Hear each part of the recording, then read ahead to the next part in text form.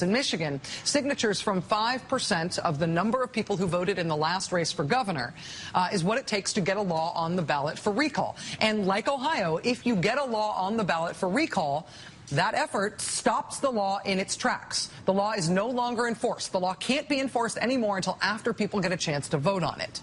And that's the way it works in Ohio. In Ohio, I think it's 6% of signatures.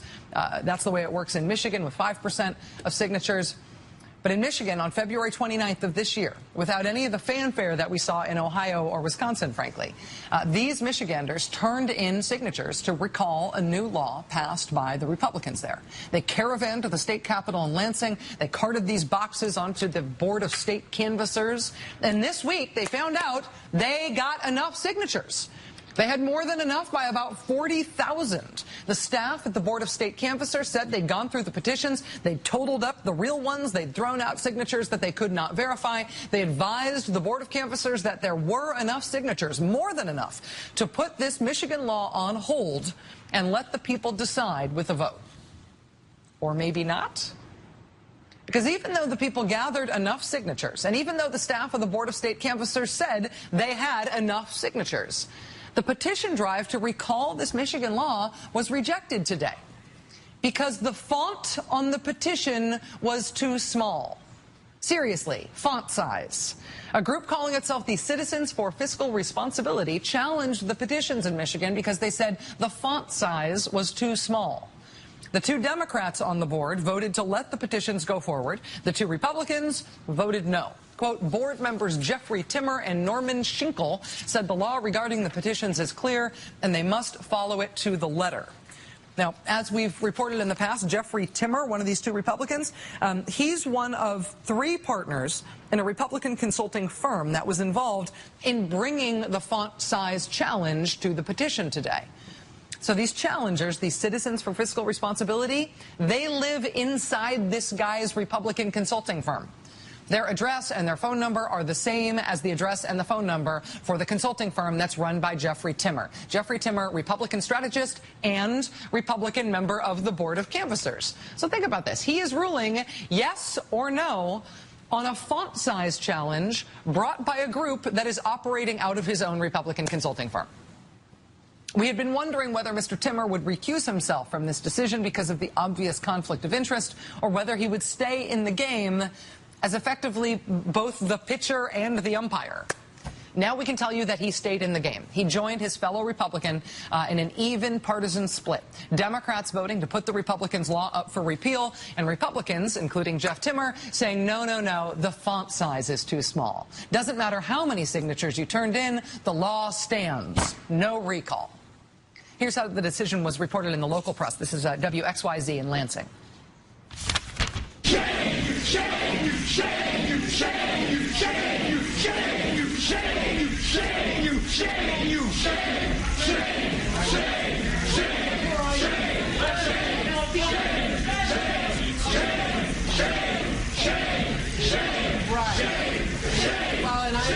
Yeah, you see they're just walking right up to the board right there. This really disrupted the hearing. Now listen to this. The board will take a 10-minute recess. And that was it. They're like, look, we're going to take a recess on this. Yeah, we're going to take a little recess. Democracy, wait right here until we get back and decide on something else, okay? The law at stake here is an important one. Right now, 21 states are in total Republican control. The whole legislature and the governorship are Republican. And since the big Republican wins that made a lot of that possible in 2010, since that great red tide in the midterm elections in 2010, Republicans have been using their control over these states to pursue some pretty radical policy changes. They have turned state houses into a nonstop anti-abortion palooza, going after abortion rights at a rate unprecedented since Roe versus Wade. More than 90 anti-abortion bills turned into law last year alone. The aforementioned Papers, Please law, SB 1070, pioneered in Arizona, imitated in Alabama and in South Carolina and elsewhere. It is currently having its fate decided at the United States Supreme Court. They strip union rights in Ohio. Before the people took them back, they stripped union rights in Wisconsin, where it's quite likely to end Scott Walker's time in office before the scheduled close of his first term. But this law that we're talking about in Michigan, this one that the people are trying to overturn in Michigan, this Michigan law is, in my opinion, the single most radical thing done by any of the all-red states since 2010. This law, it's described as Michigan's Emeregency Manager Law. It gets rid of local democracy. It lets the state declare your town to be too broken, too financially broken, for you to be allowed voting rights anymore. You're not allowed to have elected representation anymore. Your right to vote for what happens in your town, your mayor, etc., effectively nullified by the state. Instead, Republican Governor Rick Snyder appoints a single so-called emergency manager who gets put in unilateral control of just about everything, emergency or not. We have seen this at its extreme in Benton Harbor, Michigan, where the emergency manager stripped all power from the elected mayor and commission.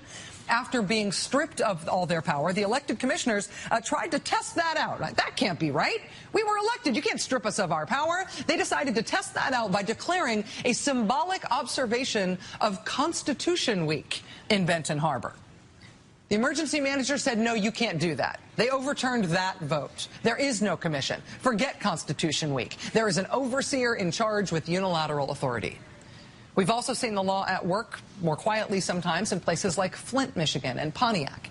In the city of Flint last night, on the eve of today's hearing on whether the emergency manager law was going to get recalled, last night, with the prospect of the emergency manager law being put on ice until the voters can have their say on it, last night, with every emergency manager in the state facing having his unilateral authority cut off within a matter of hours, last night in Flint, the emergency manager there all of a sudden posted a dozen new unilateral orders, including several affecting union contracts of public workers. Flint's emergency manager says the decision to post all of those orders, including the ones that rewrote the union contracts, had nothing at all to do with today's hearing. He said he'd been working on those orders for a while now. It was just a coincidence, the timing. After we saw that story in Flint, we checked with the website for the city of Pontiac, which also has an emergency manager, a guy who once joked about himself as the tyrant in Pontiac. And hey, the ha-ha so funny tyrant in Pontiac also posted a slew of brand new orders yesterday, 5 of them affecting union contracts, the contracts of union workers and retired employees. They were all dated the night before the hearing, where everybody thought that that recall was going to be given the go-ahead, where it looked like enough signatures were in. Enough signatures were in. It looked like the state was going to have to put on ice, freeze that law that gave the emergency manager the power to issue those orders, to rewrite those contracts. We have asked Pontiac's emergency manager about the timing of those orders, whether the timing has anything to do with the hearing scheduled for today. If he answers, we will let you know. This week, we sent a couple of producers from this show to Michigan to try to learn more about Michigan's radical emergency manager law. Talking with local elected mayors about the law, we heard a couple of things over and over again. A, the emergency manager law is not democratic. Democratic small d. It is not democracy. And B, their towns and many, many other Detroit towns are facing being taken over, too. This is not going to be a short list of towns affected. Here's Kyle Stack, mayor of Trenton, Michigan.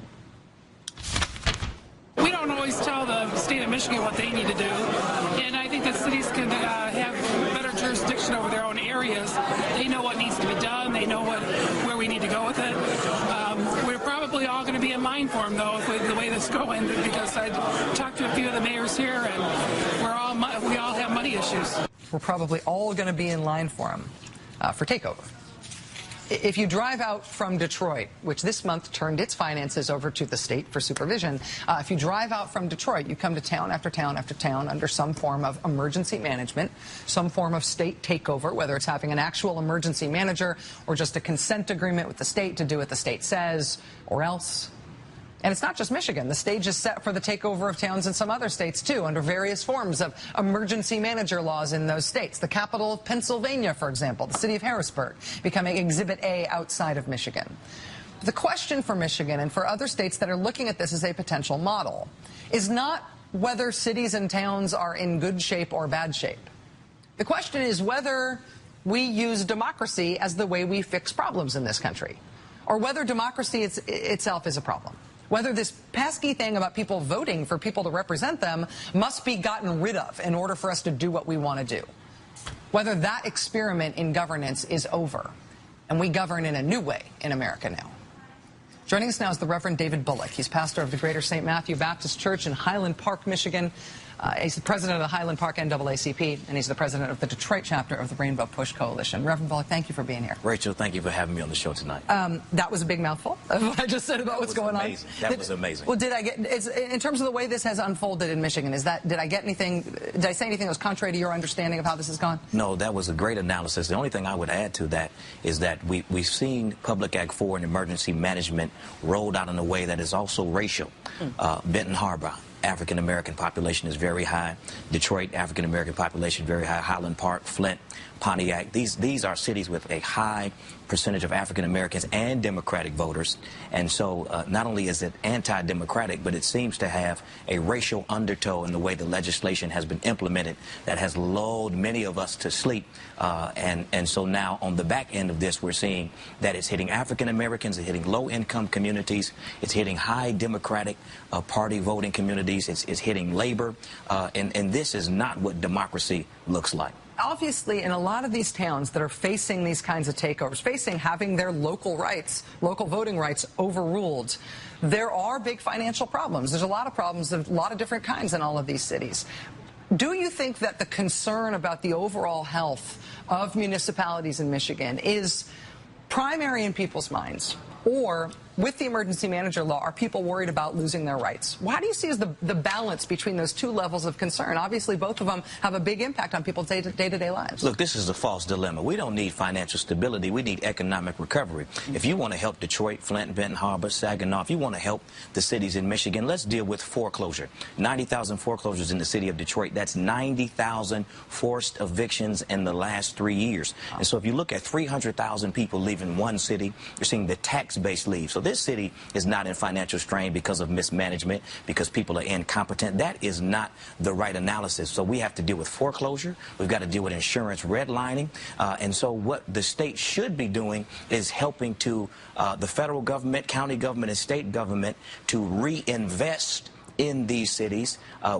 Michigan is a manufacturing state, really a one industry state. And so as the automotive industry, we saw manufacturing melt down. We saw plants go from Michigan to Mexico. So that's trade policy. This is not incompetence. But as that's in Detroit coming back, shouldn't that redound to economic recovery in Michigan? Well, it's coming back, but it's not coming back fast enough. The jobs are not. We lost over 300,000 manufacturing jobs. If 50,000 or 100,000 come back, you still got a minus, and you still have to deal with the 90,000 vacant lots of vacant homes in the city of Detroit, the insurance redlining, the foreclosure. And we've been saying this all along. First of all, we don't need financial stability. We need economic recovery. Two, there's no connection between throwing democracy out and fixing the financial crisis. This is bad public policy. Who drew this play? I mean, what's really going on? In Egypt, it was Pharaoh. In the South, it was slave masters and overseers. And now in Michigan, it's emergency dictators. I mean, what kind of public policy says we continue to cut police, cut fire, cut city workers, and somehow we'll stabilize the city and people will want to move back into it? This is bad public policy at its best. Reverend David Bullock, the pastor in Highland Park, president of that city's NAACP, president of the Detroit chapter of the Rainbow Push Coalition. I understand, sir, that this decision today on not putting the Emergency Manager Law on the ballot is not the end of it, that there's likely to be litigation. This is likely to go into the courts. I have a feeling that we're going to be continuing to talk to you about this as it unfolds. Thank you. Thank you so much. We're going to litigate, we're going to agitate, and we're going to demonstrate. And this is not the last that you will see of the fight for democracy in Michigan. We're not giving up. Reverend Bullock, thank you. Thank you, sir.